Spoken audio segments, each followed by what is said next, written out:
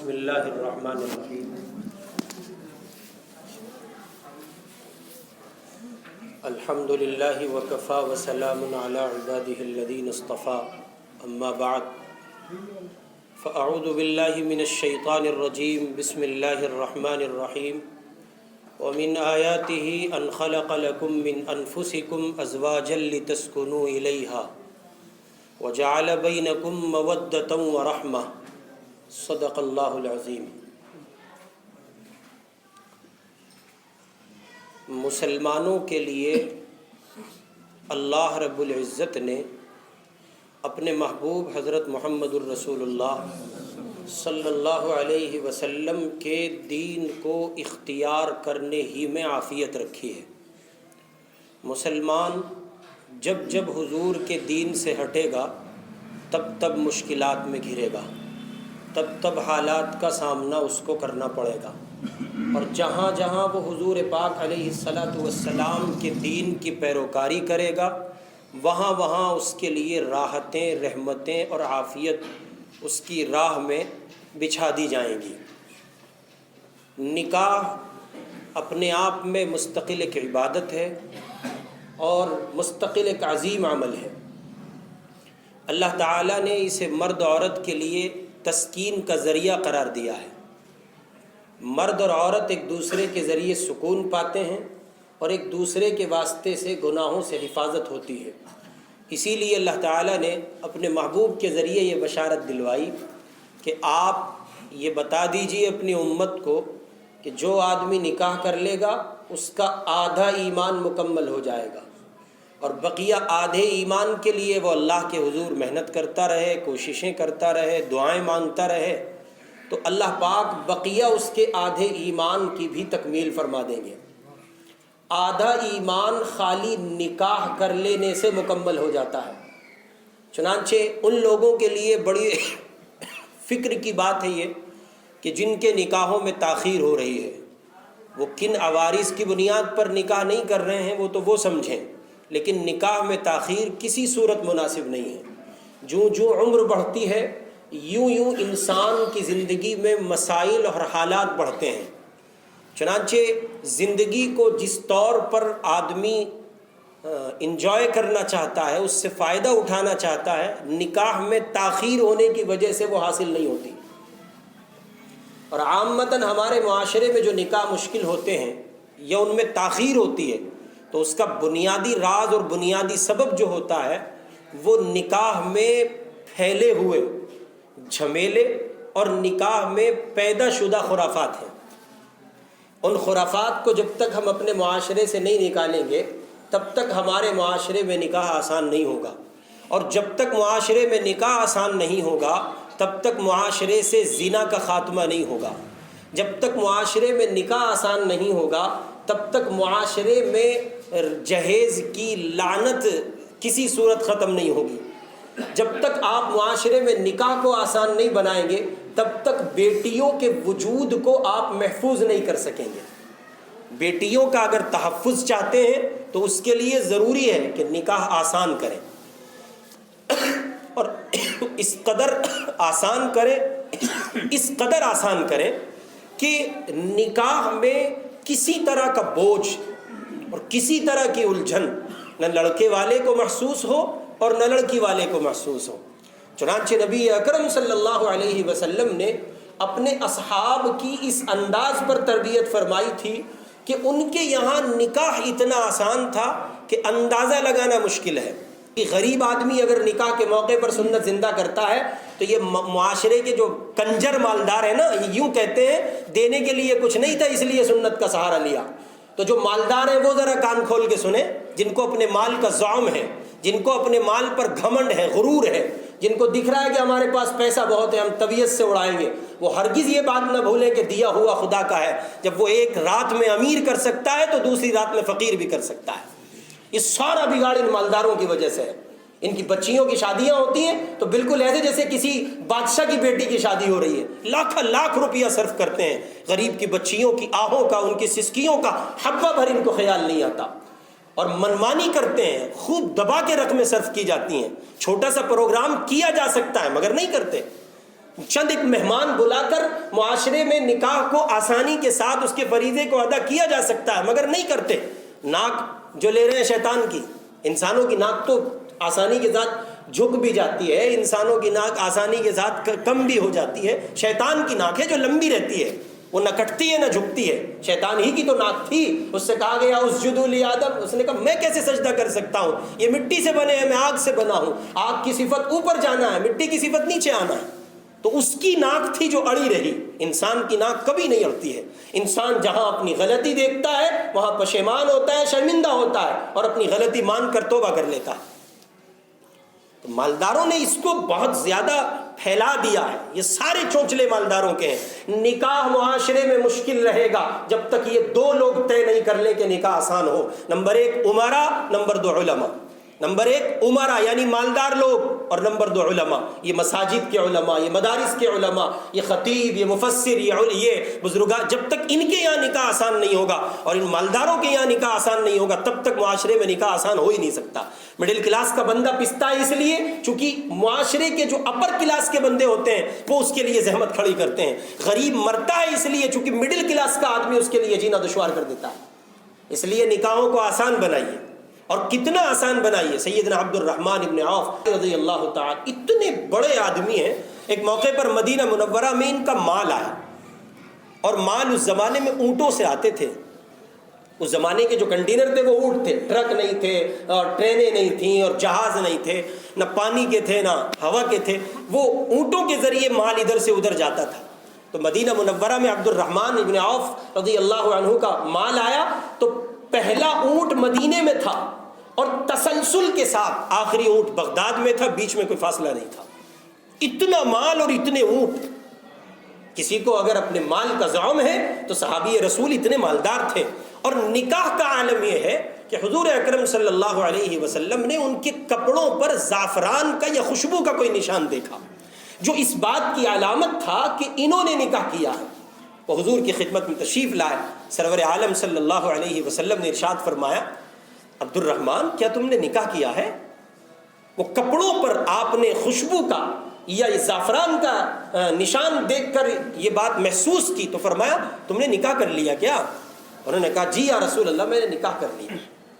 تو آپ نے ان کو فرمایا مبارک ہو، اللہ تمہارے اس نکاح میں برکتیں عطا کرے، اور ایک لمحے کے لیے، کتنی دیر کے لیے؟ ایک لمحے کے لیے میرے آقا کے چہرے پر کسی طرح کی ناگواری کے اثرات نہیں پائے گئے۔ اللہ کے نبی نے کچھ نہیں کہا، یہ تک نہیں کہا کہ میں مدینے میں موجود تھا اور تم نے میری بغیر موجودگی میں نکاح کر لیا۔ یہاں تو یہ سماج کے پاگل بے وقوف کہیں کہ کارڈ نہ دیے جانے پہ لڑتے ہیں، میاں ہمیں فون پہ کہہ دیا کارڈ نہیں دیا، او ایسے ہی آپ شیطان کے خالو ہیں کہ آپ کے پاس چل کے آتا آدمی۔ یہ فون کی دعوت کافی نہیں تھی، اولاً تو اس دعوت کا کوئی وجود نہیں ہے بھائی، کیا مطلب ہے؟ خیرات کھانے آئے ہو کیا؟ بیٹی رخصت ہو رہی ہے آپ روٹیاں توڑ رہے ہیں، کسی کا جگر کا ٹکڑا 20 سال پال پوس کر پرورش کر کے وہ کسی اور گھر دے رہا ہے، آپ وہاں نہاری کی بوٹیاں ڈھونڈ رہے ہیں، آپ مرغے کی ٹانگوں پر لڑ رہے ہیں، آپ لولی پاپ اور فرائی پر جنگ کر رہے ہیں، آپ ایک آدمی کی عزت سے کھیل رہے ہیں، آپ ویٹر سے لڑ رہے ہیں، آپ جس کو مالک نے کھانے کا انتظام سونپا ہے اس سے جنگ کر رہے ہیں، کھانے کے گدھے ہیں کیا آپ؟ کیا ہیں آپ کی حیثیت کیا ہے؟ معاشرے میں ایسے لوگوں کے لیے کوئی جگہ نہیں ہے جو کسی کی عزت سے کھیلتے ہو۔ آپ کو جانا ہے، کھانا کھائیے، عافیت کے ساتھ کھانا کھا کے چلے آئیے، یہ تو کوئی بات ہی نہیں ہوئی اور اس بات کا تو کوئی وجود ہی نہیں ہے کہ میاں بتائیے ان کے یہاں جب انتظام نہیں تھا تو کیوں اتنے سارے لوگوں کو مدعو کیا؟ کیا پتہ اتنے سارے لوگوں کو مدعو بھی کیا ہے یا چور اچک کے ڈکیت گھسائے ہیں؟ کیا بھروسہ ہے دلی میں نہاری کے بیمار زیادہ رہتے ہیں اور پردے اٹھا کے اندر گھستے ہیں۔ سرکار دو عالم صلی اللہ علیہ وسلم کا فرمان ہے جو چوری سے گھس کے کھانا کھاتا ہے وہ چور بن کے گھستا ہے اور لٹیرا بن کے نکلتا ہے۔ ایسا کھانا کھائیں گے، ایسا کھانا کھائیں گے کہ انویٹیشن تو دیا تھا آپ کو، کہا تو تھا آپ کو، اور آپ دوستوں کا ٹولہ لے کے جا رہے ہیں۔ سامنے والے نے مروت میں کہہ دیا میاں سب آپ ہی کا ہے، تشریف لے آئیے گا، 2-4 آپ کے، تو خبردار اگر کسی کو لے کے گئے حرام ہے، آپ کے لیے گنجائش نہیں ہے اس بات کی، وہ کتنا ہی کلوز ہو، مروت میں کہہ رہا ہے، اس کے پیشانی کا رنگ بدل جائے گا جب آپ کے ساتھ 5-7-10 لوگ دیکھے گا۔ کیا اس عمل کو کرنے کے لیے نیتا کا، یہ تو کمبخت نیتا ہی بھتیرے تھے اس کام کو کرنے کے لیے، دعوت ہوتی ہے ایک کی اور اس کے ساتھ جاتے ہیں ہزاروں سانڈ، اب ان سے پوچھو بھائی اتنے ساروں کو کیوں لایا؟ نیتا جی کے ساتھ اتنے رہتے ہیں، یہ نیتا جی ان سب کو لے کے جہنم میں بھی جائے گا، ایسے حالات برپا کر رہا ہے۔ اس لیے خوب یاد رکھیے، ایسی روٹی مت کھائیے، مروت کے کھانوں میں مت جائیے۔ اولاً تو اس کی کوئی گنجائش نہیں ہے، لیکن اگر کسی نے کسی کو مدعو کیا ہے تو وہ تنہا انسان ہے جسے مدعو کیا گیا ہے۔ بیٹی والے کی آبرو سے کھیل رہے ہیں آپ، بیٹی والے کی عزت سے کھیل رہے ہیں آپ اپنے دوستوں کے ٹولے کو اپنے ساتھ لے جاتے ہیں۔ اسی کا نتیجہ ہے جو شادیاں محلے میں، علاقے میں، قریب میں ہوتی ہیں ان میں بھیڑ ہوتی ہے، روٹیاں ٹوٹتی ہیں، اور جو راج نگر جا کے کی جاتی ہیں یا ہریانہ کے ہائی وے پہ جا کے کی جاتی ہیں وہاں بڑی عافیت سے نظام چلتا ہے۔ سبب کیا ہے؟ سبب یہ ہے کہ وہاں لٹیرے نہیں پہنچتے، ان کے پاس جانے کے انتظامات نہیں ہوتے۔ اس لیے میرے بھائی یہ انتہائی مذموم عمل ہے، انتہائی برا عمل۔ آپ دیکھیں نکاح کتنا آسان کیا گیا سرکار دو عالم کے زمانے میں، اللہ کے محبوب کی تربیت کا اندازہ لگائیں۔ حضور علیہ السلام نے حضرت عبد الرحمن ابن عوف سے کہا نکاح کر لیا آپ نے؟ عبد الرحمن ابن عوف سے حضور نے فرمایا بھائی آپ نے نکاح کر لیا؟ کہ جی یا رسول اللہ میں نے نکاح کر لیا۔ آپ نے فرمایا مبارک ہو، اللہ آپ کے نکاح میں برکتیں عطا کرے، اللہ آپ کے نکاح میں خوب خوب رحمتیں عطا کریں۔ اور اس پر آپ نے کسی طرح کی ناگواری کا اظہار نہیں فرمایا۔ اگلی بات نصیحت کے طور پر حضور پاک علیہ الصلاۃ والسلام نے فرمائی عبد الرحمن ذرا ولیمہ کر دینا، ذرا ولیمہ کر دینا، چاہے ایک بکری ہی کا کیوں نہ ہو۔ مقصود کیا ہے؟ مقصود یہ ہے عبد الرحمن ولیمہ ضرور کرنا، چاہے چھوٹا سا ہی ہو، چاہے ہمارے یہاں کیا ہوتا ہے، یا دلی میں تو نہیں ہوتا، ہمارے یہاں منڈھا ہوتا ہے۔ منڈھا کیا ہے؟ منڈھا کسے کہتے ہیں؟ منڈھا کہاں سے لائے ہیں بھائی؟ یہ ہندو رسم و رواج کی شکل ہے اور وہاں سے نکل کر کے آئی ہے۔ اس لیے میرے بھائی نکاحوں کو آسان کریں، نکاحوں میں تاخیر نہ کریں۔ کوئی آپ کو نہ بلائے تو اس پر ہنگامہ، جھگڑا، فساد، واویلا، شور نہ کریں۔ نہیں بلایا، نہیں بلایا، بھول گیا ہوگا۔ اس سے منہ چڑھا کر بات نہ کریں، ممکن ہے یاد نہ رہا ہو۔ اس سے ترش روئی سے پیش نہ آئے، پتہ نہیں کیا عذر رہا ہوگا۔ اس کو دعائیں دیں، اس کو مبارکباد دیں، اسے خوشخبری سنائیں، اللہ آپ کے نکاح میں برکت دے، اللہ رب العزت آپ کے لیے راہیں آسان کرے، خوشگوار ازدواجی زندگی دے۔ اور ایک آخری بات لڑکے اور لڑکی کے لیے جو نصیحت کے طور پر قرآن مجید نے کہا ہے لِتَسْكُنُوا إِلَيْهَا، قرآن نے ان دونوں کو سکون کا ذریعہ قرار دیا ہے، اور ظاہر ہے کہ بدسکونی کی جو چیزیں ان میں داخل ہوں گی تو سکون چلا جائے گا۔ جب ان میں بدسکونی کی چیزیں آئیں گی تو پھر سکون چلا جائے گا۔ سکون لانے کے لیے ضروری ہے کہ سکون والی چیزیں اختیار کی جائیں۔ چنانچہ لڑکے کی ذمہ داری یہ ہے کہ وہ لڑکی کو سمجھے، اور لڑکی کی ذمہ داری یہ ہے کہ وہ لڑکے کو سمجھے۔ جیسے لڑکے کے کچھ حقوق ہیں، لڑکی کے کچھ حقوق ہیں، ویسے لڑکے کے بھی کچھ حقوق ہیں۔ جیسے عورت کے حقوق ہیں ویسے شوہر کے حقوق ہیں۔ اس لیے دونوں ایک دوسرے کے حقوق کو سمجھ کر اور ایک دوسرے کا دینی معاون بن کر شرع کے مطابق زندگی گزارنے کی کوشش کریں۔ عامتاً فسادات واقع ہوتے ہیں جب لڑکا لڑکی کو تو ترجیح دیتا ہے لیکن اس سے متعلقات چیزوں کو ترجیح نہیں دیتا۔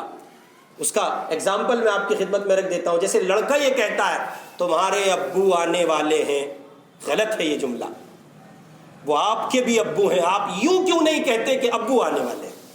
ایسی لڑکی یوں کہتی ہے تمہارے پاپا نے ایسا کیا، غلط کہتی ہے یہ بچی، پاگل ہے یہ، اسے شعور نہیں ہے۔ یہ یوں کیوں نہیں کہتی کہ ابو نے ایسا کیا؟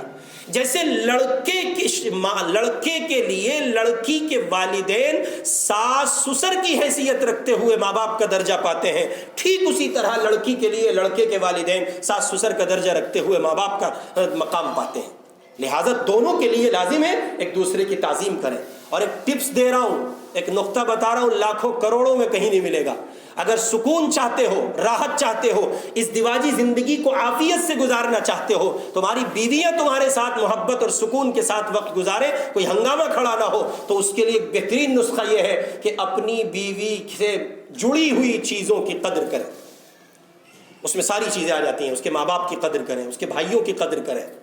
یہ جو معاشرے میں ہمارے یہاں جملہ ہے نا، میرا سالہ آیا، نہیں، غلط ہے یہ جملہ۔ سالہ کسے کہتے ہیں؟ پاگل پن کی بات ہے۔ ہمارا نسبتی بھائی آیا ہوا ہے، ہمارا بھائی ہے وہ، اس کی بہن ہمارے نکاح میں ہے، وہ ہمارے حرم میں ہے، ہماری عزت ہے۔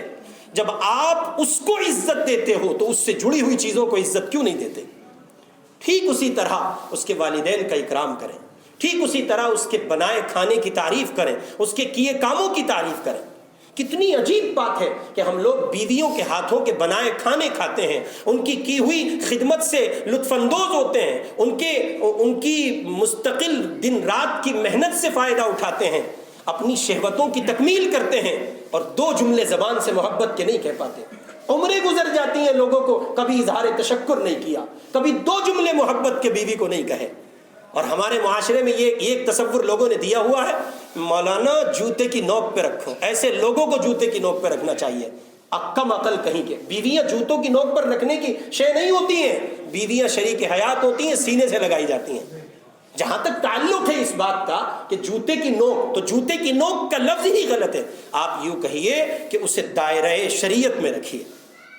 جوتے کی نوک کا کیا مطلب ہے؟ اوے میں بتا رہا ہوں تو گھر نہیں جائے گی، کیوں نہیں جائے گی؟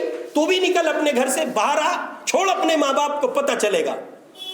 اپنے گھر سے 8 10 دن 20 دن 40 50 دن باہر رہتے ہو تو نانی یاد آ جاتی ہے، دوسرے کی بچی کو بندی بنا کے رکھتے ہو، مہینوں مہینے گھر نہیں جانے دیتے، احساس نہیں ہوتا؟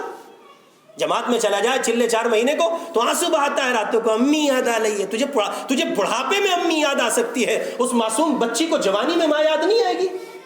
تو 40 دن کے لیے گھر سے نکلا ہے تو تجھے امی اور نانی یاد آ رہی ہے، وہ غریب 20 سال پرانا مائکا چھوڑ کے آئی ہے، یادیں چھوڑ کے آئی ہے، بہن بھائی چھوڑ کے آئی ہے۔ یہ سب دکھ ہے، یہ دکھ ہے، یہ درد ہے۔ کس کو بیان کیجیے اور کس کو چھوڑ دیجیے؟ اللہ کے واسطے نکاحوں کو آسان کیجیے۔ اور ایک ڈرامہ اور چل رہا ہے اس وقت معاشرے میں، یہ 2-4 دن پہلے لوگ نکاح کر لیتے، مسجد میں نکاح کر لیا، حضرت جی سے نکاح پڑھوا لیا، اجتماع میں نکاح پڑھوا لیا، مرکز میں نکاح پڑھوا لیا، دیوبند میں نکاح پڑھوا لیا۔ خوب یاد رکھو، چاہے جہاں جس سے نکاح پڑھواؤ، انتہا کر کے کہہ رہا ہوں، جبریل امین سے نکاح کروا لو۔ رخصتی میں اگر شریعت و سنت کو داخل نہیں کرو گے، نکاح میں برکت نہیں ہو سکتی۔ اب چاہے جو کرو، فیصلہ آپ کے ہاتھ میں ہے۔ یہ کوئی طریقہ نہیں ہے 5 7 10 دن پہلے نکاح کرایا اور پھر رخصتی کا موقع آتا ہے تو منمانی کرتے ہیں، وہی ڈانس ہو رہے ہیں، وہی جو ہے ڈی جے بج رہا ہے، وہی کھڑے ہو کے اسٹینڈنگ کھانا کھایا جا رہا ہے، وہی بے پردگی ہو رہی ہے۔ میاں نہیں، بالکل نہیں۔ میں قسم کھا کے یہ بات کہتا ہوں، دنیا کے کسی بڑے سے بڑے قطب ابدال اور غوث سے نکاح پر پڑھوا لیجئے، اگر میرے آقا کی سنتیں نہیں ہوں گی، نکاح کے بعد والے مرحلے میں نکاح میں برکت نہیں ہو سکتی۔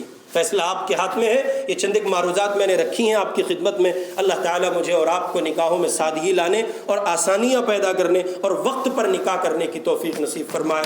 وآخر دعوانا الحمدللہ رب العالمین۔